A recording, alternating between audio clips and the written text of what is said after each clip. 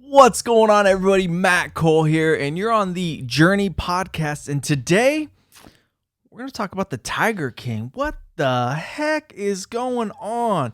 I don't know if you've seen this. I personally have not seen this show, but boy, let me tell you, those memes, and they're pretty funny. They're pretty funny. But I want to share some stuff with you that's pretty important, and just the thought of how viral this Tiger King has gotten has been crazy. I mean, I'm seeing it when I'm on Facebook, I'm scrolling, you see it everywhere, the memes. It's crazy. So I wanted to go over it a little bit and talk about that because 2020 has brought us some craziness with everything going on. And I wrote some notes down here. And, the beginning of 2020, we had the fear of World War III. We're going to war with Iran. It's going to be crazy. It's going to be crazy. That didn't happen. But we had the Australian fires, man. Australia was on fire. That did happen. And, that was scary stuff, seeing the pictures of that. Our president of the United States was getting impeached. We thought he was going to be impeached.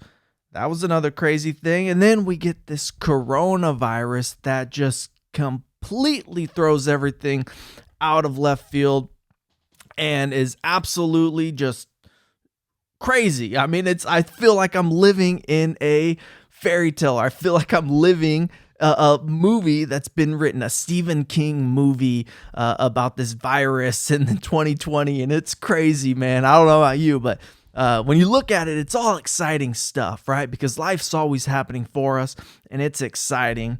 But this Tiger King thing is just like one of those things, man. And then, some other things that we have is stores have been ransacked. We have just craziness going on. But then out of nowhere, March 20th, we get the Tiger King. And I think it was in a couple days I started seeing it and it was like Tiger King for president. And I'm going, what the heck is this? And I thought it was like a real thing, like there was somebody running for president, and I'm like, what's going on here? And so I'm looking at the memes, and then I realize it's like a documentary or a TV show or something. But then all the memes start coming out, and man, they were hilarious. I pulled some up here so that way we can get a good laugh at some of these memes, man, because they are hilarious. Right here, Joe Exotic for president in 2016. That goes way back. These things are just hilarious, though. Let's see what else we got here. There's just so many to choose from. I saw one that was cracked me up. Let's see if it's still on here. There's just so many of them. It's hard to choose from. But it was the internet going crazy, and the internet is absolutely just amazing.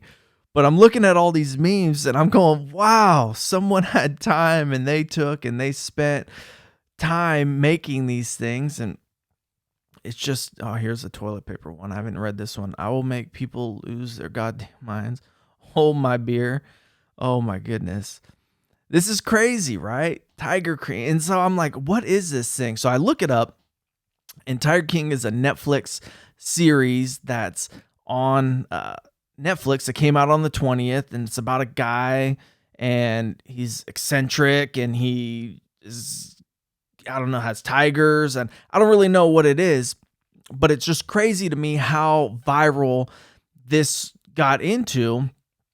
And, I went on and I looked it up, and it was saying that this guy's in jail, right? This guy is in jail for attempted murder, the Tiger King, but yet people are like idolizing. I saw a tweet from a celebrity from when I was looking at this saying, I'm going to start a GoFundMe to free this guy that tried to murder somebody, and it's being like idolized.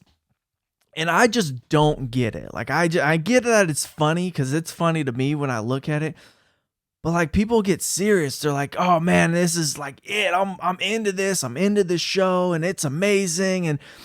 And I go, man, this is crazy how people can get so distracted so fast.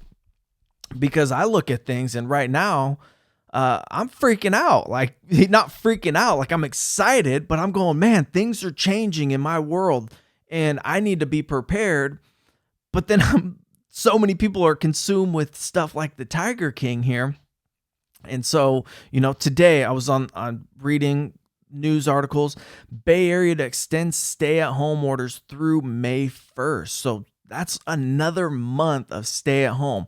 And this has a lot of repercussions, right? Like, you got to understand, like, this is a great opportunity if it's taken advantage of, but it has a lot of repercussions in the future that you need to take into consideration, because if you're not, they're going to come up and they're going to slap us right in the face. And so right here, understanding the economic shock of coronavirus. And so there's going to be a shock that comes down the pipeline. We're not going to feel it right now because, people are still doing okay. We're not struggling yet, but as the money runs out and we're not allowed to work, things are going to get tighter, things are going to get crazier, and things are going to get worse, in my opinion.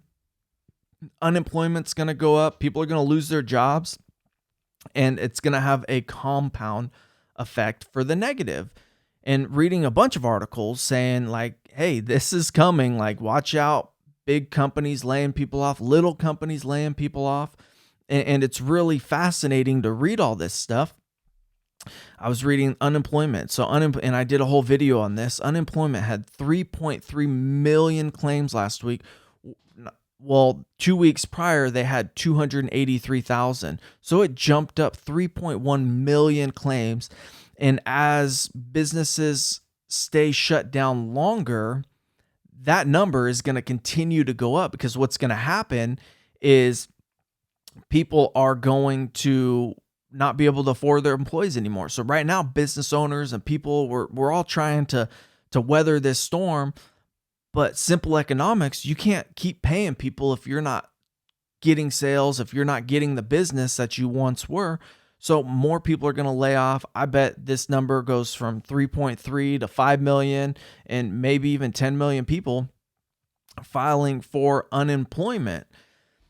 And so, a lot of those jobs are going to come back, right? So it's like, yeah, it's temporary. Once they lift this shelter in place, a lot of these jobs will come back, but a lot of them won't. And so I want to shoot this video talking about the opportunity that's in front of us, and somewhere where you can go to actually really better prepare yourself, because this is coming down the pipeline. Like, this is happening. This is real life.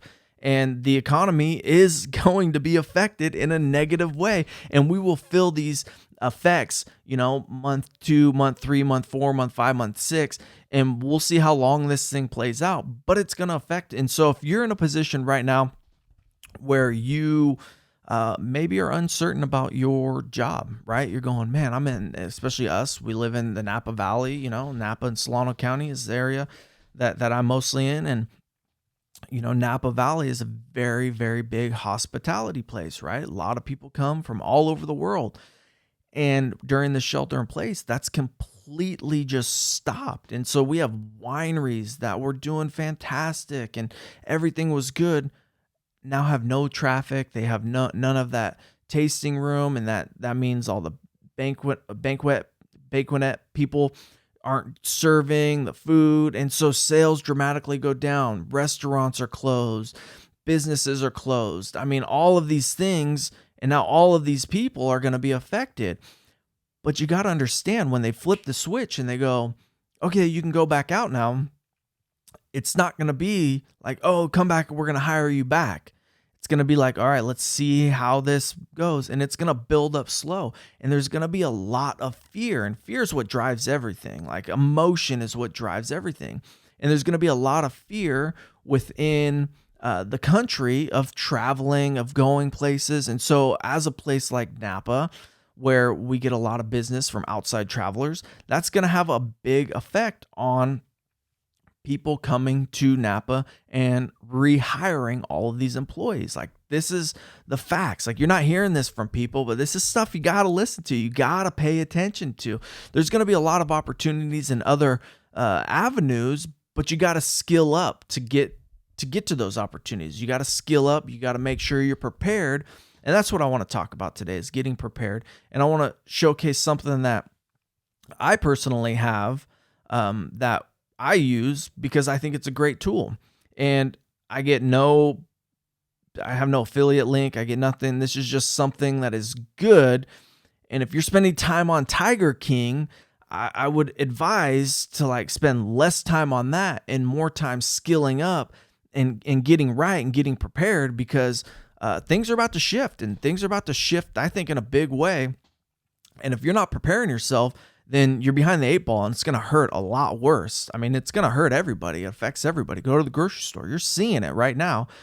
But if you don't prepare, then it's not gonna feel as well. And so what this is a like learning platform where people come in and they teach their skills. So to me, this is like the future of school. This is the future of college, where a professor, somebody will video their what they have, you'll put it on there, you'll take the course, and you can learn from your computer. You don't have to pay big money for a university. This right here costs, I want to say $180 a year, but you have a lot of good things. Like right here, Chris Voss. I read this book when it first came out. It says Never Split the Difference, and this guy is an ex FBI negotiator, and he talks about how to negotiate, how to structure deals, and he's a hostage negotiator. So how to get somebody who's on the edge, about to just take somebody else's life, how to talk them down and how to navigate through that process. And this is a negotiation tactic that can be used in real world business. So, that's one of them. And then there's a bunch of others on here that are really good. One is Howard Schultz. Let me go back. And there's a bunch of different things. So music, entertainment. So there's artists on here for music and entertainment. Timberland. I'm sure you've seen this one online. Timberland here. Carlos Santana. I mean, it's got a lot of big names. And they talk about, like, let me take Timberland, for example. It says find your beat. And he goes through how to find a beat, right? Then making hit songs. Talks about how he does that. How he shapes his sound. So this stuff right here. So you can go through, and these are very successful people that are sharing how they achieve their success and how you could take that, emulate it, put it to practice. So, this time that we have in this shelter in place is the greatest opportunity, if it's taken advantage of, to skill up. Like, we need to skill up as a community, as a country. And as myself personally, I'm talking to myself here, to say, man, I need to step my game up. I need to be better at business. I need to be more prepared. Like, things are shifting, and every day I'm working hard going, where's that shift at? I'm reading news articles. I'm understanding it. Like, the data is there. And if we're not taking advantage of that and jumping on it, and for example, I just saw an article a couple days ago where a hedge fund manager placed a bet on the stock market. So he placed a $25 million bet that the stock market was going to go down. Stock market went down. He pulled out. He made $2.5 billion off of $25 million. But you know how he did that? He was prepared. He was looking at the data. He was seeing what's going on. And he was watching what was happening in China and going, man, this is coming over here. And then it came over here. And he just was like, this happened. I just saw it happen. So I played it out, right? And right now we're seeing some, like, I don't know if you're reading the news, but we're seeing China. There's riots going on over in China, over in Wuhan, because they're being isolated in. The police aren't letting them out, and people are getting pissed off. Just saw an article this morning talking about Italy doing the same thing. People are like, hey, what are you doing? Why are you guys quarantining me? Like, I'm going to die from starvation. I need to go out and find work. No, you can't do that. We're here to protect you, when they're making the case a lot worse in the sense of a lot of people's lives. And so there's civil unrest, right? And so that's happening in two places right now, and we've been behind those two places. So is that going to happen in America? I don't know, but I would look at that closely, and I'm looking at that closely to make sure that I'm prepared. And like I'm saying, one of the things you can do to get prepared is skill up. But on here it has writing. So it has authors that talk about how to write books, culinary arts. and has so many, and this is just $180 a year, and you have access to so many different people, and they're adding people every single day. This is the one that I dive into. This is the business one. So Bob Iger, he was the CEO of Disney. He just stepped down. Sarah Blakely, the first female billionaire to start her own company and become a billionaire from nothing. Howard Schultz, founder of Starbucks. So there's a lot of big names in here that are teaching their philosophy and how they achieved what they have achieved. And so let's say you're in a position where you're like, well, yeah, that's good, Matt, but I got laid off and now things are tight and I don't have the money. Yeah, that's cool. Let me show you where I started my journey of personal development. That's led me to be where I'm very mentally strong and working on my financial strength to make sure that I can weather these storms and never ever blink an eye, right? And so right here, YouTube. This is a free resource that you can go to and you can get amazing information. There's a lot of information, so you have to filter through, but there's amazing information. And I've learned so much in YouTube. Everything that you see around you right now was because of YouTube. I went on YouTube, how to start a podcast, how to film, how to do this, how to start a business, how do I do my finances. All of that is on YouTube, and this is a free resource that you're going to want to take advantage of. If you're not on it and spending some time every single day, if you're in shelter in place and laid off right now, shame on you, man. Shame on me, right? I've had a couple lazy days. I'm not, anything perfect, but for the most part, I'm like, how can I come out of this ahead?